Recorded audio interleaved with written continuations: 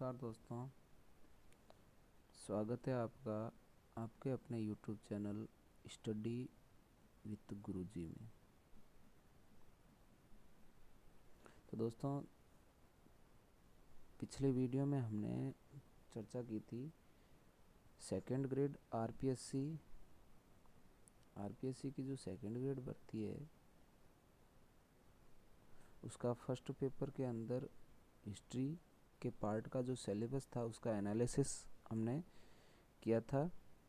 और अब हम टॉपिक वाइज पूरा का पूरा जो सिलेबस हमने एनालिसिस किया था वो हम पूरी की पूरी चर्चा करेंगे और प्रत्येक पॉइंट हम पूरा का पूरा यहाँ पे कवर करेंगे, नोट्स के माध्यम से पढ़ने का प्रयास करेंगे। तो दोस्तों, मैं आप सबसे गुजारिश करता हूँ कि आप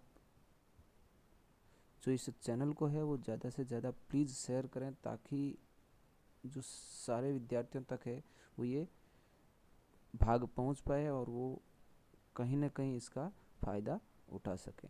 तो आरपीएससी सेकंड ग्रेड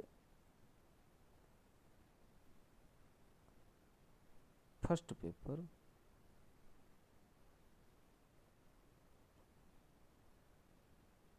हिस्ट्री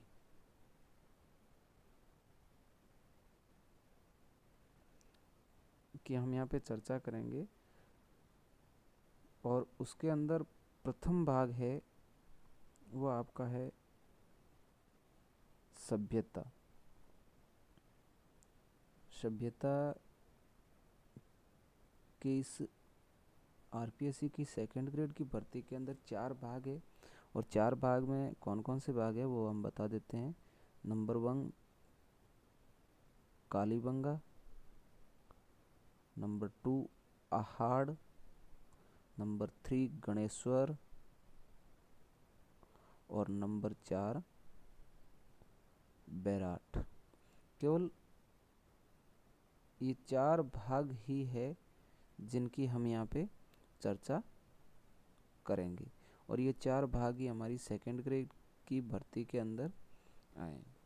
तो दोस्तों, इन 4 भागों में हम प्रथम बात करेंगे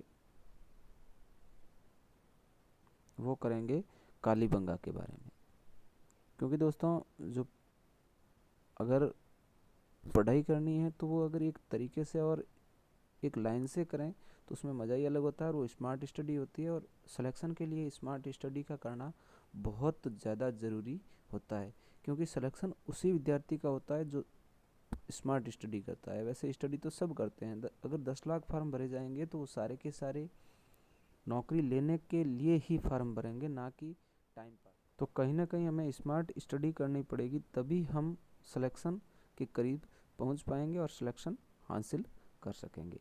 तो दोस्तों, सिलेक्शन के लिए हम यहाँ पे बात करने वाले हैं आज कालीबंगा के बारे में।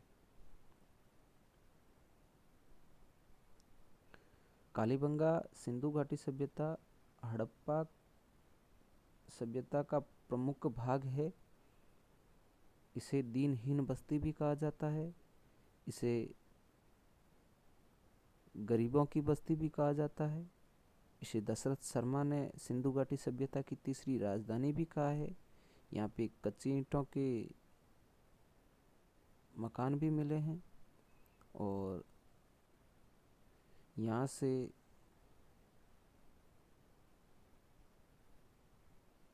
लकड़ी की नालियाँ, ऊँट और वृषभ के खिलौने आदि भी प्राप्त होते हुए हैं।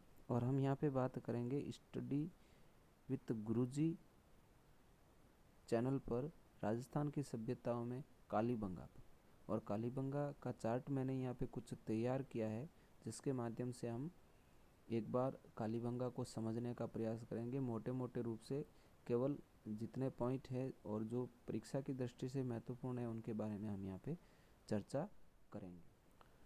तो दोस्तों, जो ये चार्ट है और जितनी भी क्लासेज मैं यहाँ पे ले रहा हूँ वो सारी की सारी क्लासेज नोट्स के रूप में आपको हमारे जो टेलीग्राम चैनल है जिसका नाम है स्टडी विद गुरुजी, यही स्पेलिंग है और आप यही स्पेलिंग लिख करके और अगर सर्च करेंगे टेलीग्राम पर तो आपको ये मिल जाएगा। और दोस्तों आपको यहाँ पे केवल समझना है, लिखने के लिए जो आपके पास नोट्स है वो टेलीग्राम चैनल पर उपलब्ध हो जाएंगे, वहाँ से आप नोट्स ले सकें। अब हम बात करते हैं कालीबंगा की।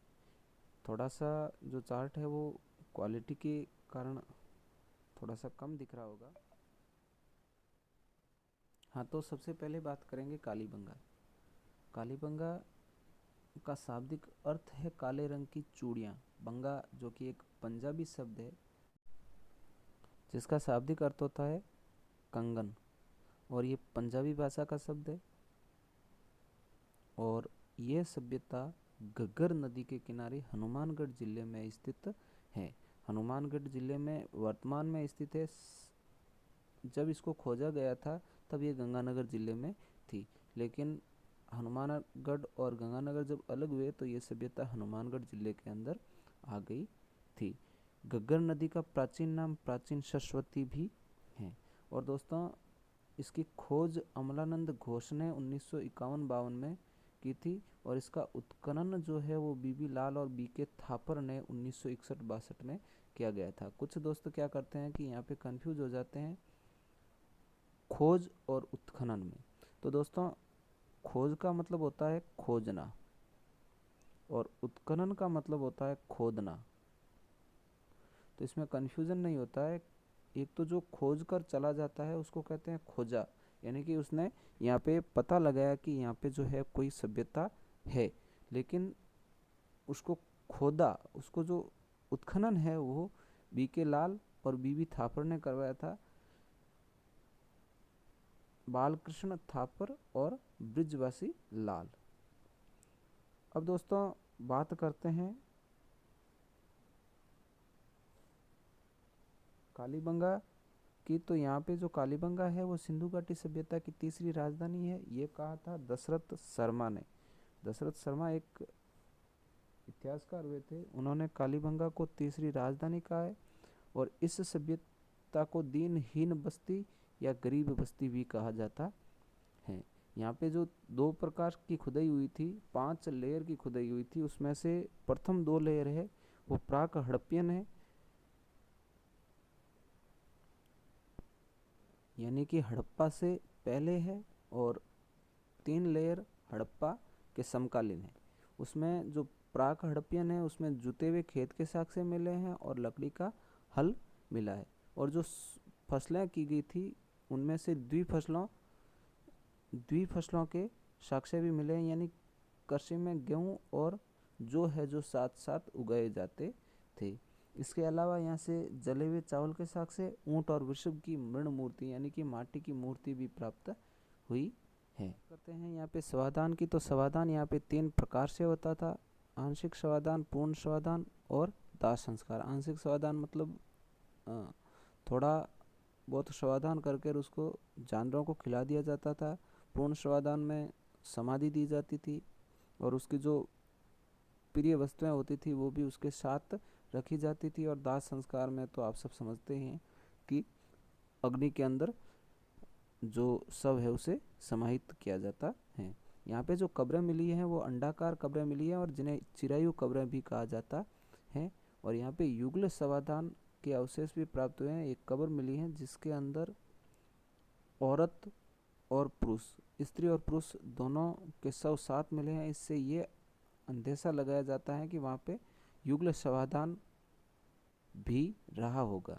और यहाँ पे प्राचीनतम शल्य चिकित्सा, एक बालक की खोपड़ी मिली है जिसके अंदर छिद्र मिले हैं, जिससे ये अनुमान लगाया जाता है कि वहाँ पे शल्य चिकित्सा भी की जाती थी। और भूकंप के साक्ष्य भी मिले हैं, जो मकान मिले हैं उनके अंदर दरारें आई हुई है और उससे अनुमान लगाया गया कि यहाँ पे भूकंप भी आया होगा और उसी भूकंप के कारण ये सभ्यता तहस नहस हो गई होगी, या फिर घग्गर नदी में पानी कम होने के कारण यहाँ से जो ये पलायन कर गए होंगे, क्योंकि वहाँ पे जो पहले जितनी भी बस्तियाँ थी वो नदियों के किनारे बसती थी और अगर पानी कम हो गया इसी कारण वो यहाँ से चले गए होंगे।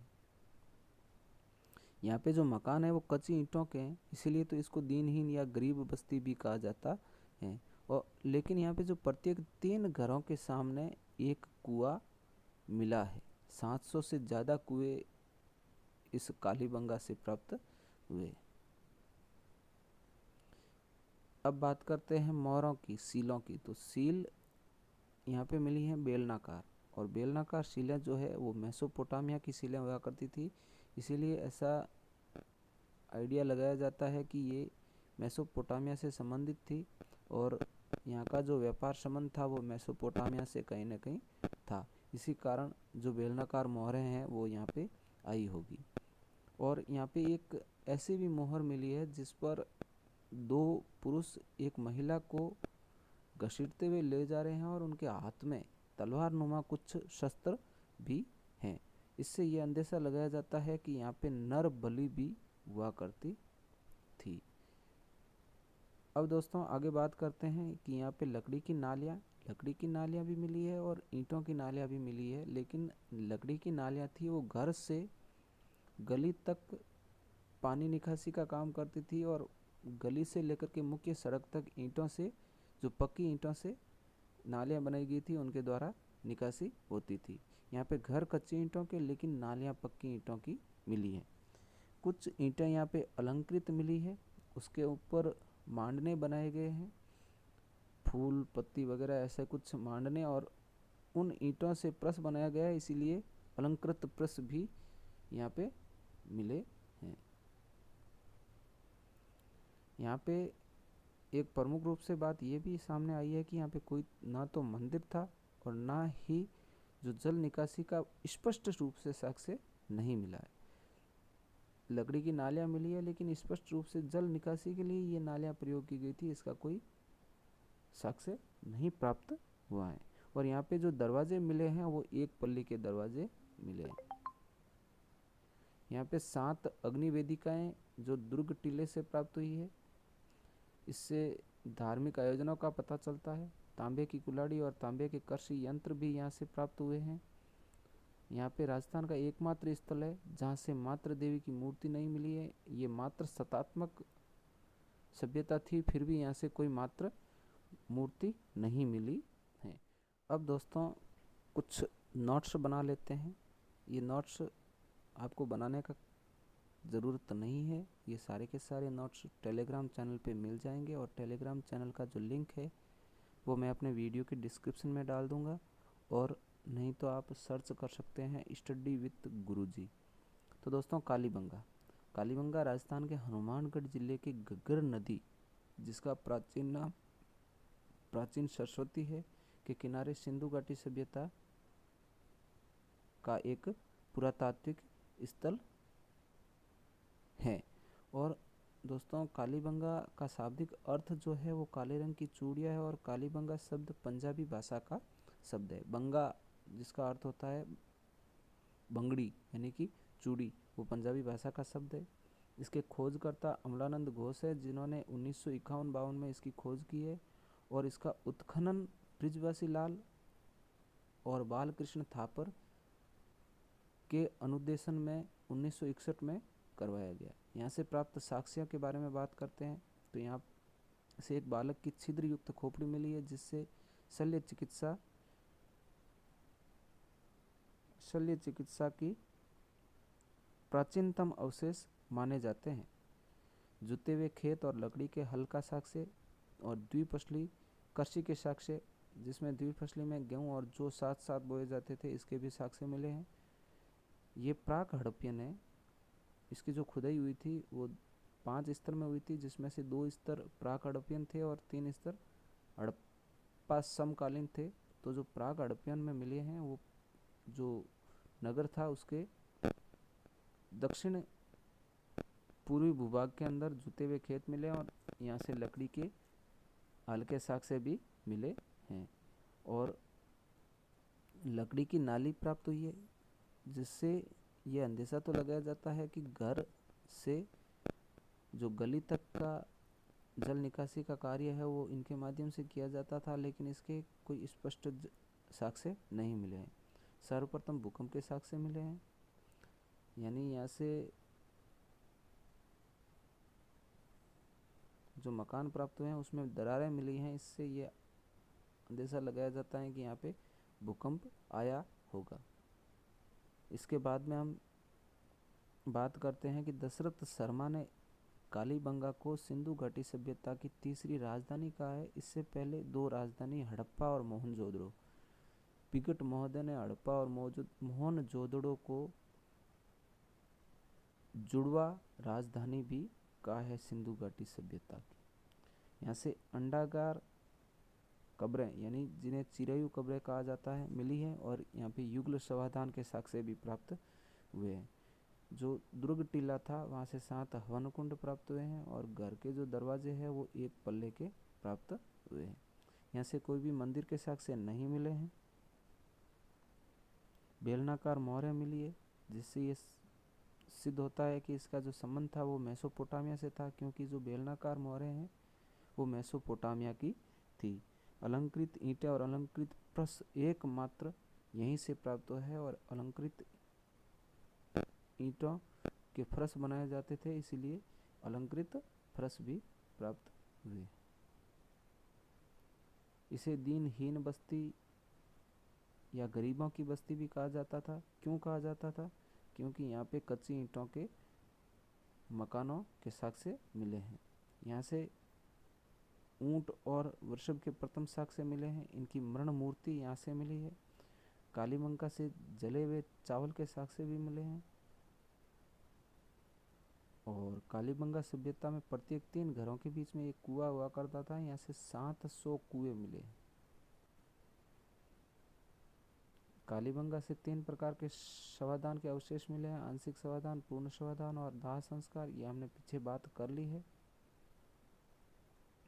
कालीबंगा से नर बलि के अवशेष भी प्राप्त हुए हैं। यहाँ से एक मोहर मिली है, जिस मोहर पर 2 पुरुष हाथ में तलवार नुमा हथियार लेकर के एक महिला को बलपूर्वक घसीट कर ले जा रहे हैं, जिससे ये आइडिया लगाया जाता है कि यहाँ से जो है नर बलि के अवशेष हैं। और यहाँ से तांबे से निर्मित कुल्हाड़ी और कृषि यंत्र भी प्राप्त हुए हैं। तो दोस्तों, कालीबंगा से जो प्राप्त साक्ष्य हैं उनकी हमने यहाँ पे चर्चा की है, और प्रमुख रूप से ये साक्ष्य यहाँ से प्राप्त हुए हैं। और वैसे तो अगर इस सभ्यता की बात करें तो हम जितना पढ़ें उतना कम है, लेकिन परीक्षा की दृष्टि से अगर देखा जाए तो हमने जो पढ़ा है वो बहुत है, और इससे बाहर कहीं ना कहीं हमारा प्रश्न नहीं जाए। तो दोस्तों, आज हमने कालीबंगा के बारे में अध्ययन किया है।